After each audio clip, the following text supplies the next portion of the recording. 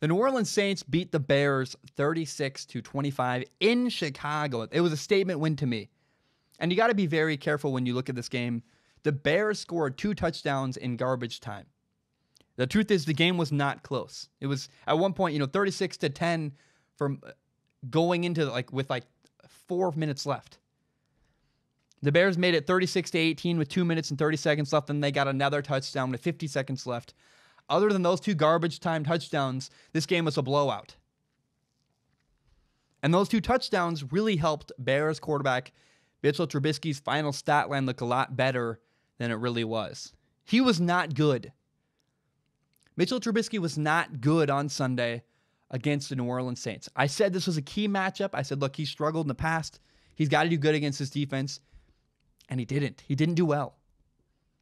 He finished 34 for 54 with 251 yards passing, 2 touchdowns, no interceptions, a 62% completion percentage.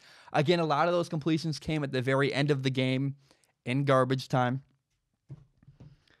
And, he missed a lot of guys wide open on key downs. There was a 3rd and 5 that stood out to me. I was like, man, that's your best effort? That's awful. And at one point, the Bears ran an RPO. Mitchell Trubisky fakes he does the read. He has a guy wide open. They're looking at each other. They're making eye contact. And Trubisky doesn't throw the ball. And I'm like, what are you doing? It's there. Throw the ball. I am so frustrated watching Mitchell Trubisky because, again, this is a Bears team capable of winning a lot of football games, and it's just not going to happen here. It's not going to happen with Trubisky. He isn't awful, but he's not good enough. The Bears cannot win a Super Bowl with him at quarterback, and that's sad because their roster, I really think, could win a Super Bowl. Matt Nagy is very similar to Matt LaFleur, the quarterback in Green Bay. The coach in Green Bay, excuse me. If Matt Nagy had a great quarterback, everyone would say, oh my gosh, Matt Nagy's a genius. He's incredible, this and that. But he has to change his play calling. He's limited. He's behind. He's stuck. He is trapped with Mitchell Trubisky at quarterback, a quarterback who can't execute and can't make anybody look good. I know Matt Nagy's an offensive genius. I've seen it before. And people are like, Matt Nagy must not be that great of a coach. Mitchell Trubisky's terrible. Yeah, exactly. Mitchell Trubisky's terrible. That's why Matt Nagy looks bad. Matt Nagy has his hands tied. He can't call plays he wants to play. He can't throw the ball downfield. He can't do anything he wants to. He's literally trapped with a bad quarterback. And they were behind a lot. A lot of people are complaining, well, why didn't the Bears run the ball more? I guess I'm becoming a Matt Nagy defender. This isn't even in my notes. I just remember reading comments that are like, well, Matt Nagy didn't run the ball. It's like, they were down significantly. When you're down by a lot of points, you got to throw the ball because running the ball doesn't help you. Here's the thing. The Bears need to move on from Mitchell Trubisky. If they don't, they're going to waste the good years they have left with that defense.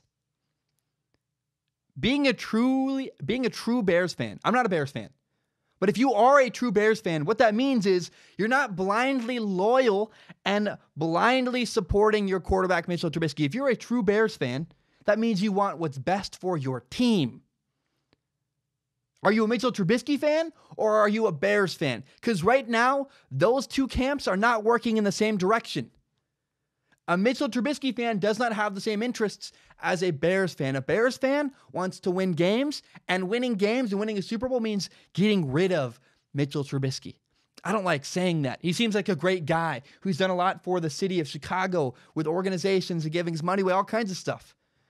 Seems like a good human. I don't like saying this.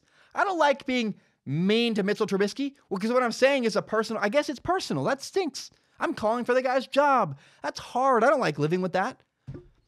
But let's be honest. What's best for the Bears is not Mitchell Trubisky at quarterback. The Saints dominated the Bears. They dominated them. And the Bears roster has lost faith in their quarterback. I don't care what people are saying. I don't care what anybody on the Bears roster is giving from a quote. Bears fans will say, well, this guy said this and this guy said this, and don't send me quotes because quotes are lies. People say whatever they have to the media because nobody trusts the media. I'll tell you what I see. Here's what I see. The Bears defense doesn't think Mitchell Trubisky is good enough to beat a good team. The Bears defense struggled at the end of the game and wilted against Teddy Bridgewater and the Saints offense. That means, hey, the Bears said, you know what? We have no chance. We can't win this game. It doesn't matter how much you want to. It's internally, do you believe you have a chance?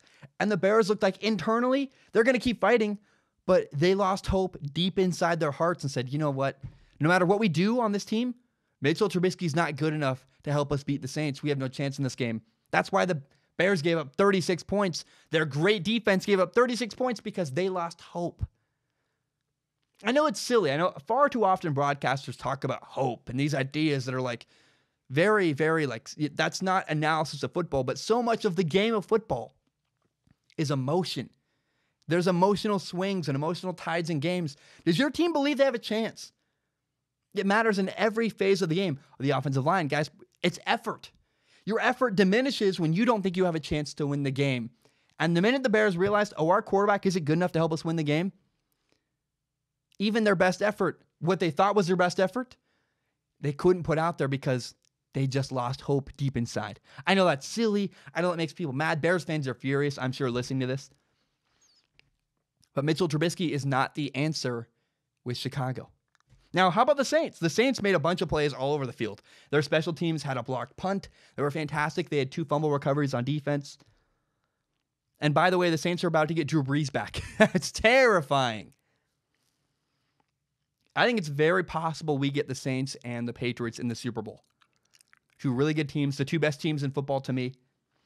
I said at the beginning of the year, enjoy Tom Brady this year and enjoy Drew Brees this year because we don't know when we're ever going to get to see them again. Tom Brady sold his house. There's rumors he's going to move on from the Patriots after this year. Whether he retires, I don't think he's going to retire. I think the truth is that eventually the Patriots are going to say, Tom, you're old and we need to move on for the sake of our franchise. But the Saints, this team has it all. Latavius Murray, their other running back, a guy who was a backup in Minnesota last year, who had some good carries and did some good stuff. Alvin Kamara is the number 1 back for the Saints. This guy, Latavius Murray, came in the game, had 119 yards rushing on Sunday. The Saints offense, their defense, their special teams, every phase of this Saints team is incredible. This Saints team has it all. And so right now I look at the Saints and go, it's probably the Saints and the Patriots in the Super Bowl in February. Now, maybe it's the Saints and the Colts, but New Orleans is the team to beat in the NFC. My name is Zach Schaumler. This is my podcast, Strong Opinion Sports. It's my favorite thing in the entire world. And I want to be very clear and open with the audience. My YouTube channel is monetized. What that means is that some of my videos make ad revenue. It's fewer than you think. A lot of them get claimed. But in the past, I've received donations from people on Patreon and PayPal. PayPal.me/Zach Schaumler. Patreon.com/Zach Schaumler. And because I'm making ad revenue, it felt kind of weird just receiving donations. I wanted to give something back for the donations. And so people who support me on Patreon can give me $1 a month, and that allows them access to a pool where they can ask questions. If you send me questions through Patreon's DM service, you comment on one of my posts on Patreon. If you give $1 a month, you can submit questions. And with my eyeballs, I look at every single question submitted. Then at the end of my podcast, I pick the best top couple questions and read them on the show and answer them in a segment I call Ask Zach. Now that's for people who have money and want to support me that way. If you have no money to give, no problem. I totally understand. I grew up in a mobile home. I've been a broke college kid. I totally get it. But if you want to help in some capacity at the end, you can support the show by telling your friends about it. Share it on Facebook, Twitter, Instagram, whatever it is. Help me grow by telling your friends about this show. It would mean a lot to me. If you believe in my dream and you believe in this show, tell your friends about Strong Opinion Sports. Guys, my name is Zach Schaumler. Thank you so very much, and hope you have a great day.